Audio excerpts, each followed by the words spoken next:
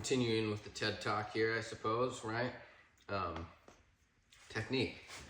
It's always important, you know, you make sure your cylinder here, your bottomless cylinder, is what this is over here. If that's in frame, this right here, a bottomless cylinder. I'm just gonna flip it over and I'll cut it off. It's important that you have a good seal around the base connecting the bat to the cylinder. You never want to cut it beforehand because that's just a bad idea. And I've done it and I was like, wow, I really wasn't thinking just then.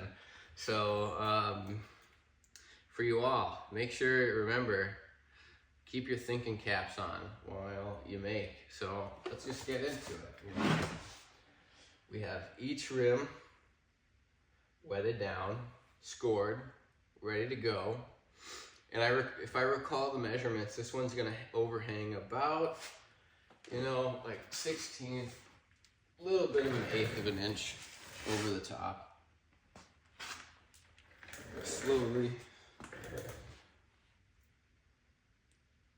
we'll just whisper here because we're focused.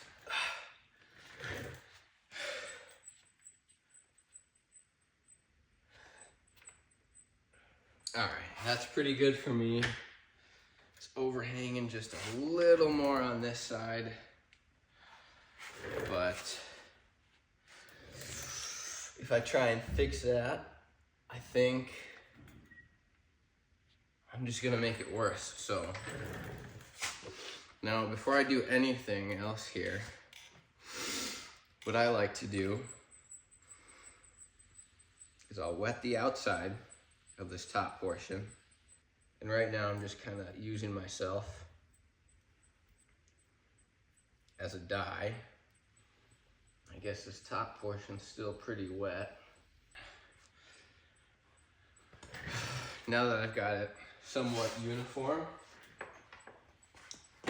I'm not gonna struggle finding my wire tool here. Now see, the tricky thing is, you see how long this is? It barely goes to, you know, the ends of the bat here. So we just need to get past the first little portion. And this, I should mention, I always do a little tiny undercut with this tool here. I do a little undercut when I was, you know, first through it. Do a little bit of an undercut so that makes this part easier, so that I'm not cutting it at an uneven angle or whatever.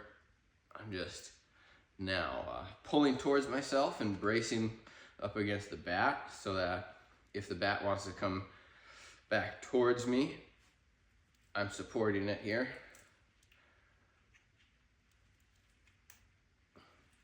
And I don't knock anything off center.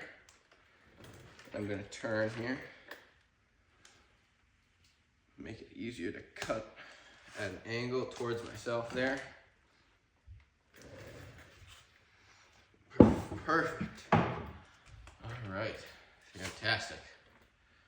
Smooth. Next step. Now that we have access to the inside here,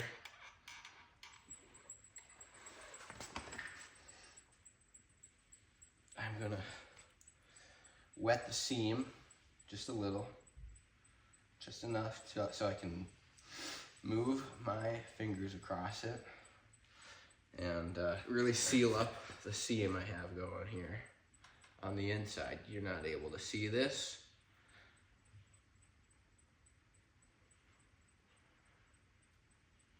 but the magic is happening. And just because I can, I might take a coil and run it along the inside seam just cause, for safety reasons. You know, I mean, it's always a bummer when a crack appears later on and it's like, well, I could have prevented that. So if I know I can prevent that, why not prevent it? Ooh. This clay has attitude. Not good on my end. Not good for me at all.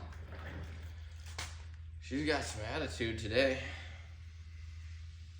And I don't actually mean that to be more specific about. What I mean is there's one little section, let's assume right here, where the clay is a bit more stiff or has dried out slightly more just because it was like facing a draft or whatever you want to say, fill in the blank. It's just more tough to move versus the rest of the area on the outside of the cylinder here. And the point being, with that said, is, as I mentioned, it's harder to move around. So when I'm squeezing at the same pressure, here comes this big, stiff area of clay. I'm same amount of pressure, and I'm moving all this softer clay, but that, tough spot comes around and it like pushes my hands out and it stays the same amount of thickness because it requires a different amount of pressure. Crazy thought, right? What is needed is a certain amount of force to squeeze that clay upward, right? And so we can get some volume. Now, right now, going over the techniques, I secured the seam, right? I made sure it's all connected real well. So I've begun to throw. And I'm trying to work on really making the form now and shape it. And I'm gonna have a really thick rim on my hands here, I think. And that'll be fine, because I can just work with that. That's just gonna be a blessing in disguise. Because I want a thick rim anyways, because it's gonna be a planter and that'll be the easiest place for someone to grab. And you can see right now, it's a bit, static. It's up, down.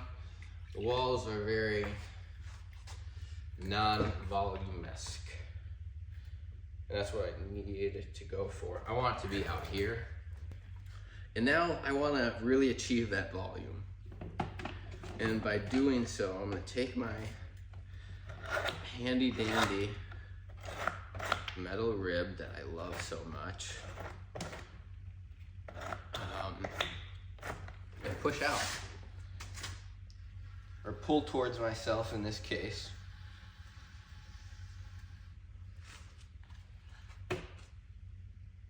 Oop.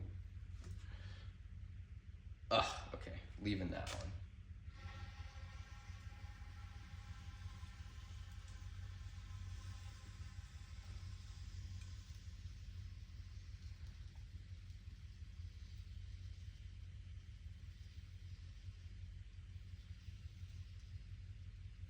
All right, and hopefully this doesn't get too funky on me. Please and no thank you. And what I mean by that is this little edge, elbow, whatever, that's developing there.